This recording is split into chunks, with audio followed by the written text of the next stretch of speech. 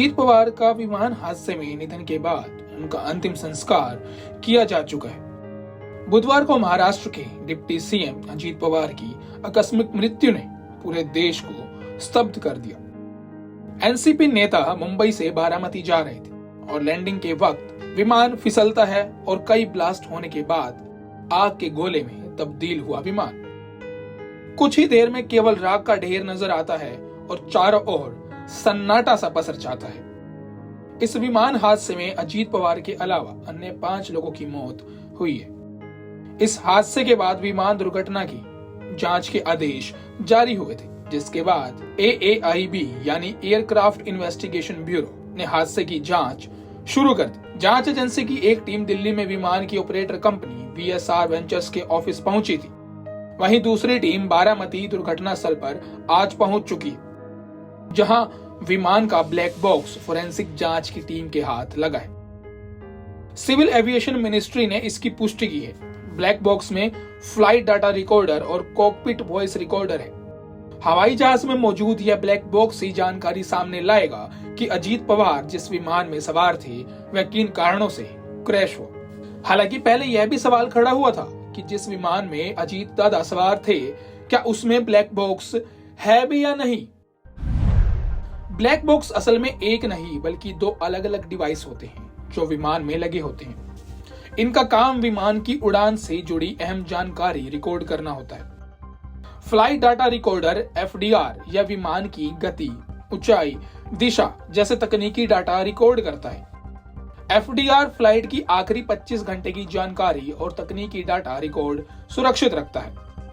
Power supply black box को विमान की बिजली से मिलती है। Cockpit voice recorder CVR flight की आखिरी 2 घंटे की कॉकपिट की आवाजें और बातचीत सुरक्षित रखता है।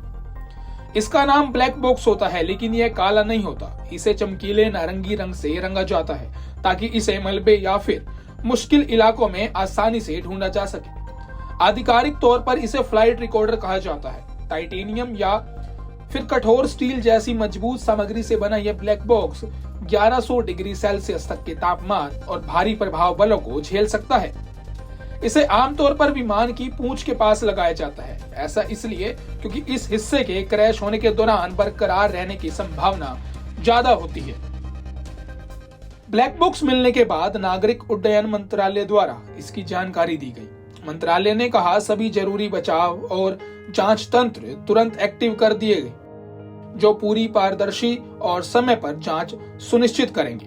यही हमारी सबसे बड़ी प्राथमिकता है। वहीं मंत्रालय ने सोशल मीडिया प्लेटफॉर्म X पर जानकारी देते हुए कहा, AAIB दिल्ली से 3 अधिकारियों की एक टीम और DGCA मुंबई रीजनल ऑफिस से 3 अधिकारियों की एक और टीम 28 जनवरी को दुर्घटना स्थल पर पहुंची। AAIB के डायरेक्टर जनरल भी उसी दिन घटनास्थल पर पहुंचे। जांच तेजी से आगे बढ़ रही है और दुर्घटनाग्रस्त विमान का ब्लैक बॉक्स बरामद कर लिया है। नागरिक उड्डयन मंत्रालय तय समय सीमा के भीतर स्थापित स्टैंडर्ड ऑपरेटिंग प्रोसीजर और तय दिशा निर्देशों के अनुसार जांच पूरी करने के लिए पूरी तरह से प्रतिबद्ध है। जांच AAIB नियम 2025 के नियम 5 और 11 के अनुसार शुरू की गई है। ब्लैक बॉक्स मिलने के बाद इस बात का पता चलेगा कि क्रैश से पहले पायलट के सामने क्या स्थिति थी, क्योंकि माना जा रहा है कि विजिबिलिटी कम होने के कारण यह हादसा हुआ है। बावजूद इसके उन्होंने क्या फैसला लिया, क्योंकि प्रत्यक्षदर्शियों का दावा है कि विमान में एक से बाद एक अनेकों ब्लास्ट हुए थे। ब्लैक बॉक्स मिलने के बाद यह स्पष्ट हो जाएगा कि अगर विमान में कोई खराबी आई या फिर किसी प्रकार की गड़बड़ी सामने आई तो यह डाटा भी ब्लैक बॉक्स में स्टोर होता है। ऐसे में माना जा रहा है कि ब्लैक बॉक्स मिलने से अजीत पवार की विमान हादसे की असली वजह का पता चल जाएगा। Bureau report, Punjab Kesari TV. हमसे जुड़े रहने के लिए हमारे YouTube चैनल को सब्सक्राइब करें और नई वीडियो की नोटिफिकेशन के लिए बेल आइकॉन को दबाएं।